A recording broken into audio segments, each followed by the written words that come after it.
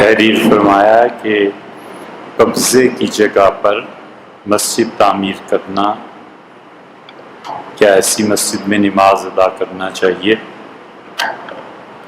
دیکھیے بھائی، اصل مسئلہ تو یہ ہے کہ کسی کی زمین پہ، چاہے وہ حکومت کی ہو اور چاہے وہ کسی فرد کی ہو، اس پہ جبراً قبضہ کر لینا ناجائز۔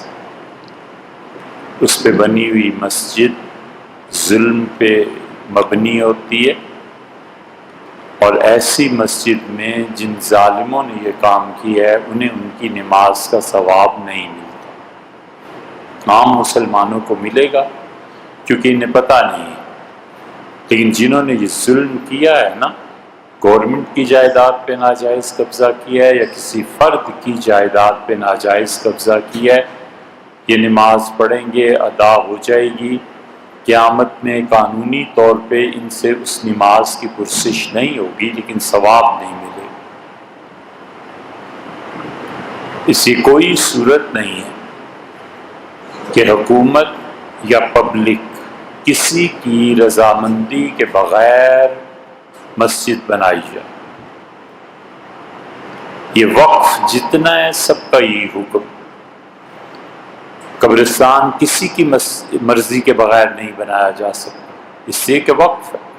وقف کا مطلب ہی یہ ہوتا ہے کہ اس پہ انسانوں کے حقوق ختم ہو گئے اور اب صرف اللہ کا حق باقی، بس۔ یہاں تک کہ اگر کسی نے گورنمنٹ سے اجازت دیے بغیر کہیں کسی کی قبر کھود کے دفن کر دیا، یا کسی فرد کی زمین ہے اور اس میں کسی نے اجازت دیے بغیر قبر بنا دی کسی کی، تو فقہا نے لکھا ہے گورنمنٹ کی یا فرد کی جس کی زمین ہے اسے حق پہنچتا ہے کہ اس قبر کو اکھیڑے، مردے کو دوسری جگہ دفن کیا جائے اور اس کی زمین صاف کر دی جائے، پاک کر دی جائے۔ اس لیے یہ نہیں ہو سکتا۔ اصولی بات یہی ہے۔ اب مسئلہ یہ ہے کہ ہماری حکومتیں مساجد بناتی ہیں۔ اس کی بڑی واضح مثال آپ نے دیکھنی ہو تو پرائیویٹ سیکٹر میں بھی اور گورنمنٹ کے ہاں بھی مناسب مسافت پر مسجدیں بنانا، جہاں ایک آدمی پیدل چل کے 5-7 منٹ میں پہنچے اور نماز کے بعد واپس آ جائے، اب یہ چیزیں ختم ہو گئی۔ اسلام آباد کے کتنے سیکٹرز اور جگہیں ایسی ہیں جہاں مساجد 12-12 منٹ کے فاصلے پہ ہیں، اتنا کہاں سے آدمی وقت نکالا؟ بیریا ٹاؤن میں چلے جائیں، وہاں تو پلاننگ ہی پتہ نہیں کس طرح انہوں نے مساجد کی ہے کہ آئندہ 50 سال بعد ہوگا کیا۔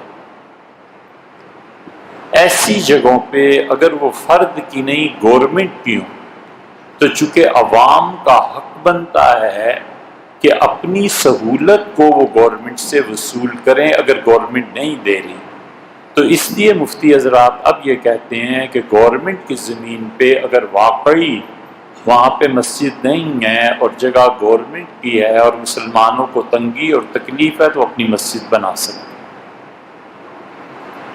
اسی کے ظلم ہے، گورنمنٹ ان کے حقوق پورے نہیں کر رہی۔ گورنمنٹ کے جو ذمے کام ہیں ان میں سے ایک کام یہ بھی ہے کہ وہ لوگوں کے لیے اسکول یا کالج جو چیزیں ہیں تعمیر کریں۔ گورنمنٹ کے ذمے یہ ضروری ہے کہ جو اجتماعی فرائض ہیں، سوشل جسٹس، اسے قائم کرے۔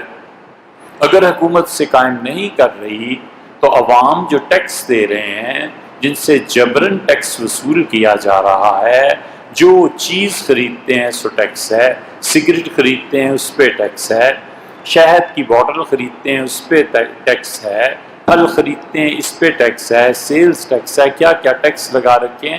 اس کے عوض میں وہ دیتے کیا؟ نہ تعلیم،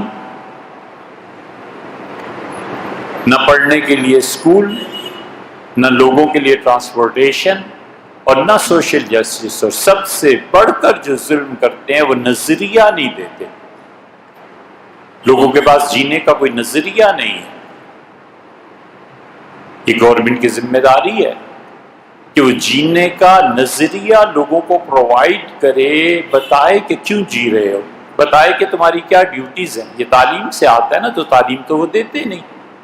تو اس لیے اس صورتحال میں گورنمنٹ کے اس ظلم اور جبر کے خلاف اگر کوئی کرے گا اس کی مسجد جائز قرار پائے گی۔ لیکن کہیں بھی اگر صورتحال پیدا ہے تو فرد کی زمین ہے یا گورنمنٹ کی زمین ہے، محفوظ ہے، اس پہ مسجد نہیں بنائی جا سکتی۔ عام مسلمان پڑھیں گے، نماز کا ثواب مل جائے گا، لیکن جنہوں نے ظلم کیا تھا انہیں نہیں ملے گا۔